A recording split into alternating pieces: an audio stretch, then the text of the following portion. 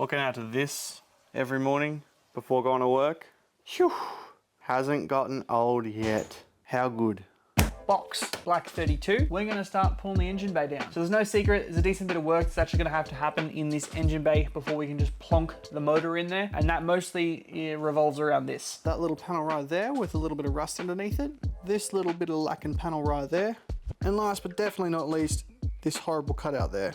So, because those few little meh spots, one being a little bit more than just meh, I guess, the whole engine bay is going to be redone. My intention with redoing this engine bay is that it's going to be simple, straightforward, get it done. For that, we're basically going to have to take out everything around that so we can get to that and do it properly. For this side, same sort of thing. Now that includes getting the fenders off, but today what we're mostly going to focus on is getting everything out of the engine bay, with the main focus being on this strut tower, because it's probably going to be the first thing that I fix. And the reason for that is because I've got a new strut tower to weld in there. There you go, there's a bit of a better look. Basically, this came off a car that was being completely totaled, as in it already had very rusty panels on it. In fact, let me show you how rusty. That right there is a rear quarter, the same rear quarter that I'm currently trying to do some work on this car. Now, I kind of knew this was in poor condition when I got it, but I mostly got these parts for this. Anyway, I guess we should start taking some parts out then, shouldn't we?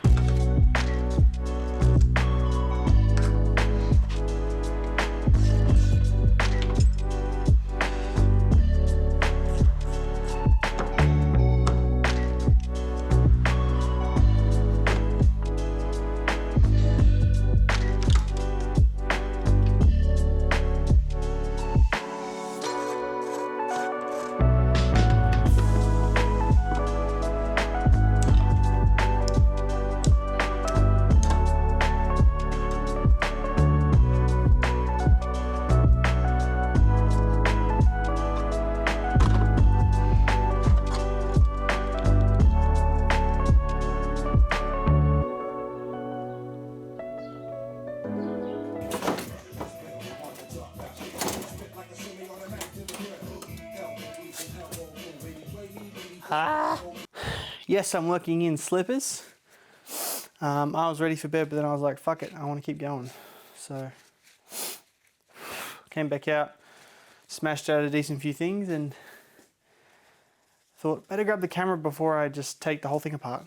So, here we are. Bumpers off. We had to take the front Rio, the intercooler, and everything off together because the front bumper is actually epoxied to the Rio, which is interesting. But luckily that was not too hard. So it went from not looking that far apart to really far apart like that. Well, would you look at all those bits. So much Nissan on the ground and not much left in the engine bay. So we've got everything out from this side that I wanted to get out, except for everything that I can't take out before I take the wheels and suspension and the underside and the rest of the brakes out. And the reason I haven't done that is because I have to take the fenders off, and to take the fenders off, I have to take the side skirts off, and to take the side skirts off, I have to lift the car up. And I don't want to do any of that until I've got this car where this car is, and this car around the other way here. So the rest stays, so the car is still mobile and not making a mess, but we've at least got a good point to be able to look in there, which is pretty good, because I honestly kind of thought this would be a bit more rusty than it was, considering those holes are lined up with where rust would be. So not too bad, yeah, not too bad. This is the focus though, so everything out this side, that's where I want to be putting my attention. A little bit more swap-a-rooney to have to happen this weekend. To be able to get this to where I want to be able to get it to work on it, and definitely a bit more cock-assing around before I can work on the yellow car. Anyway guys, that is going to be it for this week's video. If you have enjoyed, leave a comment down below telling me what you think, hit that like button, and if you haven't done already, hit that subscribe button, because why the fuck not? I'll catch you next week's video guys. Bye.